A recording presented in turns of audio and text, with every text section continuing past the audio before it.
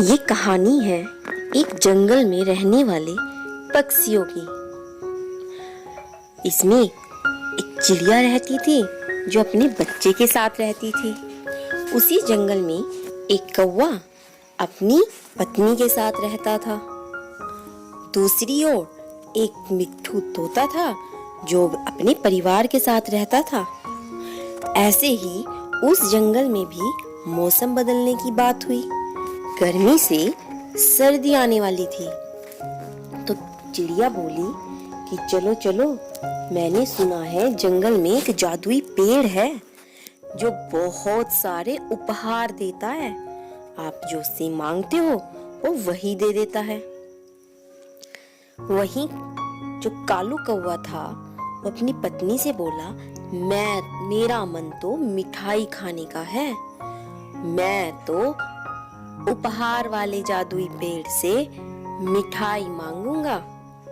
वहीं उसकी पत्नी कहती है, मैं तो एक गले के सोने का हार मांगूंगी ताकि उसे पहनकर मैं बड़ी सुंदर लगूं।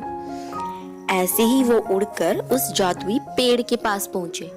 जैसे ही वो पेड़ के पास पहुंचते हैं तो कालू बोला, ये गिफ्ट उपहार देने वाले जादुई पेड़, आप मुझे बर्फी खाने को दे, बड़ा मन है मेरा बर्फी खाने का। वहीं कालू की पत्नी बोली, और जादुई पेड़, मुझे तो सोने का सुंदर सा हार दे दे जिसको पहनकर मैं बड़ी सुंदर लगूं ताकि सब मुझे देखते रहें। जादुई पेड़ ने उनके उपहार उनको दे दिए। कालू को मिठाई दे दी और उसकी घरवाली को सोने का हार दे दिया। वो लेकर उड़ते हुए, बड़े इतराते हुए वापस अपने घर को लौटे। सोने का हार पहनकर कालू की पत्नी सबको दिखाती कि देखो देखो मेरा सोने का हार। कालू कौवे की पत्नी चिड़िया के पास जाती है जहाँ रोहनी चिड़िया अपने बच्चे के साथ बैठी थी।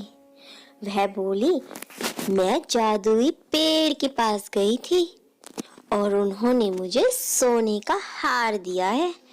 तुम्हें मेरा हार कैसा लगा? रोहनी चिड़िया बोली, तुम्हारा सोने का हार तो अच्छा है, लेकिन उससे अच्छा तो तुम मुझसे कुछ और काम की चीज मांग लेती ताकि सर्दी में तुम्हारे काम आती। सर्दी का मौसम आने वाला है, कुछ गर्म चीज मांग लेती। तो वो वहां से रोहनी चिड़िया बात कहकर अपने बेटे के साथ उड़ जाती है, ये कहते हुए कि हम भी जादुई पेड़ के पास जा रहे हैं। वहीं कालू की पत्नी ये बोलकर अपने घर वापस आती है कि ये तो सब मुझसे चिढ़ते हैं। तभी रोहनी चिड़िया अपने बेटे के साथ जादुई पेड़ के पास पहुंची और कहने लगी, जादुई पेड़, हम आपसे कुछ लेने आए हैं। जादुई पेड़ बोलता है, बोलो तुम्हें क्या चाहिए, मैं तुम्हारी हर इच्छा पूरी करूंगा, तभी तो मैं जादुई पेड़ हूँ। रोहनी चिड़िया बोली, मुझे सर्दियों के लिए गरम कंबल दे दो क्योंकि मौसम बदलने वाला है। और उसके बेटे से पूछा, बेटा तुम्हें क्या चाहिए? तो बेटा बोला, मुझे गरम स्वेटर और मफलर चाहिए ताकि मैं उन्हें पहनकर सर्दियों के मौसम का मजा ले सकूं। जादुई पेड़ ने उन दोनों को उपहार दे दिए और वो अपने कंबल, गरम कपड़े लेकर वापस अपने घर को लौटे। वहीं रास्ते में उन्हें कबूतर राजा मिल जाता है। वह बोले, रोहनी बहन कहाँ गई थी? कबूतर से बोली रोहनी कि मैं तो जादुई पेड़ के पास गई थी, सर्दी आने वाली है ना तो गरम कपड़े लेके आई हूँ। तो कबूतर बोला, अच्छा तो मैं भी कुछ ले आता हूँ जादुई पेड़ से ताकि मैं भी सर्दियों से बच सकूं। तो चलता हूँ रोहनी बहन, कहीं उपहार कम ना पड़ जाए। वहीं कबूतर जादुई पेड़ के पास जाता है और कहता है, जादुई पेड़, मुझे भी आप कुछ ऐसा दे दीजिए जिससे सर्दी में मुझे खाने से सर्दी ना लगे। जादुई पेड़ बोला, बोलो तुम्हें क्या चाहिए, मैं तुम्हारी इच्छा पूरी करूंगा। कबूतर बोला, मुझे खाने को कुछ ड्राई फ्रूट दे दीजिए ताकि उन्हें खाकर मैं अंदर से गर्म रहूं, और एक जोड़ी गर्म कपड़ों की दे दीजिए ताकि पहनकर मैं दूर आसमान में घूम सकूं। जादुई पेड़ ने उसकी ये इच्छा पूरी कर दी और कबूतर राजा भी वापस लौटकर अपने घर को आ गया। वहीं मौसम बिगड़ने लगा, तूफान आने की आशंका लगने लगी और बारिश आने के लिए पूरा आसमान बादल से भर गया। मौसम बदलने लगा और सर्दी का आगमन होने लगा। वहीं कालू कौवा अपनी पत्नी के साथ घर में बैठा हुआ था। उसकी पत्नी बोली, मैं तो अपना सोने का हार बाहर पक्षियों को दिखा के आती हूँ। वहीं पर बाहर जाते ही उसे मिट्ठू मिल गया। मिट्ठू तोते से बोली, भाई देखो मेरा सोने का हार कैसा लग रहा है। मिट्ठू तोता बोला, अरे ये तो बड़ा भारी है और सुंदर भी है, अच्छा लग रहा है, ये मैं जादुई पेड़ से लेके आई हूँ। मिट्ठू बोला कि इससे अच्छा तो तुम कुछ और मांग लेती। काम आने वाली चीज, हार क्या काम आने वाली चीज है, ये तो पहना जा सकता है, कुछ काम आने वाली चीज ले आती। ये बात कहकर मिट्ठू वहां से उड़ गया।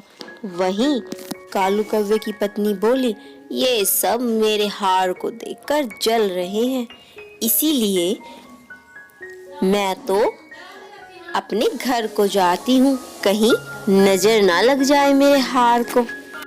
वहीं तूफान आ गया, बर्फबारी होने लगी और घनघोर बारिश होने लगी और सर्दी पूरे जंगल में फैल गई। सर्दी के मारे सब कांपने लगे।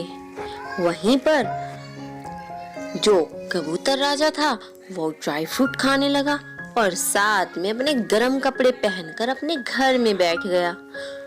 वहीं पर रोहिणी चिड़िया जो थी वो अपने बेटे को गर्म कपड़े पहनाकर कंबल में लेकर बैठ गई। वो बड़ी शांति से रही। वहीं कालू कौवा ठंड के मारे कांपने लगा। वहीं उसकी सास भी आ जाती है। वो अपनी बेटी को कहती है, बेटी मैं बड़ी बीमार हूँ और सर्दी के मारे मेरी जान निकली जा रही है, कहीं ऐसा ना हो इस सर्दी में मैं मर ही ना जाऊं, मुझे कुछ गर्म कपड़ा पहनने को दो या कोई कंबल दो। कालू की पत्नी बोली कि हमारे पास तो कुछ है ही नहीं, हम कहाँ से दें, हम तो खुद सर्दी में बड़े परेशान हैं, हमारा भी शरीर कांप रहा है और हम बड़े परेशान हैं, हमें भी ठंड के मारे लग रहा है कहीं हमारी जान ना निकल जाए, क्या करें। उसकी माँ बोलती है, बेटा कहीं से भी इंतजाम कर ले, नहीं तो आज मेरे प्राण निकल ही जाएंगे, सर्दी बड़ी हो रही है। वहीं भारी बारिश में कालू की पत्नी मदद मांगने के लिए जाती है। वो पहले मिट्ठू राजा के पास पहुंची। मिट्ठू भाई मुझे कुछ गर्म कपड़ा दे दो, मेरी बूढ़ी माँ बड़ी बीमार है, घर में कोई गर्म कपड़ा भी नहीं है, तो क्या मैं उनको दूं, वो बड़ी परेशान है और सर्दी के मारे वो बड़ी कांप रही है। मिट्ठू राजा बोला कि अपनी माँ को अपना हार दे दे, उससे उसको गर्मी आ जाएगी। ये कहकर वह अपने गर्म कपड़ों में बैठकर दरवाजा बंद कर लेता है। वहीं कालू की पत्नी बड़ी परेशान और निराशा से फिर जाती है वो कबूतर के पास। कबूतर को बोली, भाई कबूतर भाई मैं आपसे एक मदद मांगने आई हूँ। हम पति पत्नी तो रह लेते मगर हमारी बूढ़ी माँ हमारे घर आई हुई है जो बड़ी बीमार है और मौसम भी बड़ा ठंडा है। भाई कुछ तो मदद कर दो ना, मेरी माँ तो मर जाएगी सर्दी में। कबूतर बोला, तुम ऐसा करो, उसे अपना हार पहना दो, क्योंकि सर्दी में गर्म कपड़ों की जरूरत कहाँ होती है, हार की जरूरत होती है।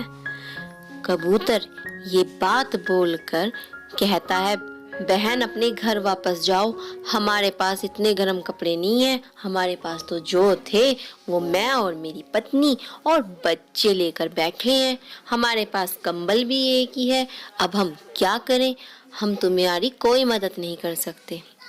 वो कालू कौवे की पत्नी बोली, भाई ऐसा मत बोलो, मेरी कोई मदद नहीं कर रहा। कबूतर बोला, तो भाई मैं क्या कर सकता हूँ, हमारे पास तो कुछ है ही नहीं, अब तुम वापस घर को जाओ, नहीं तो भारी बारिश में तुम्हारी तबीयत ज्यादा खराब हो जाएगी। फिर वह रोती हुई बड़ी निराशा के साथ पहुंची रोहिणी चिड़िया के पास। रोहिणी चिड़िया से बोली, बहन तुम ठीक कह रही थी कि मुझे कोई अपने काम आने वाली चीज जादुई पेड़ से लेनी चाहिए, पर क्या करूं, मेरी बूढ़ी माँ मेरे घर आई हुई है जो बीमार है और मारे ठंड के कांप रही है, उसके प्राण न निकल जाए।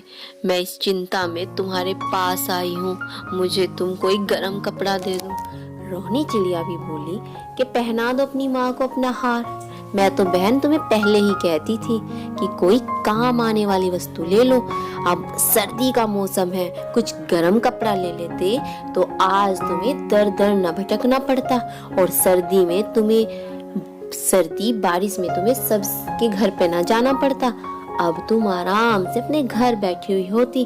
अब बताओ हम क्या करें।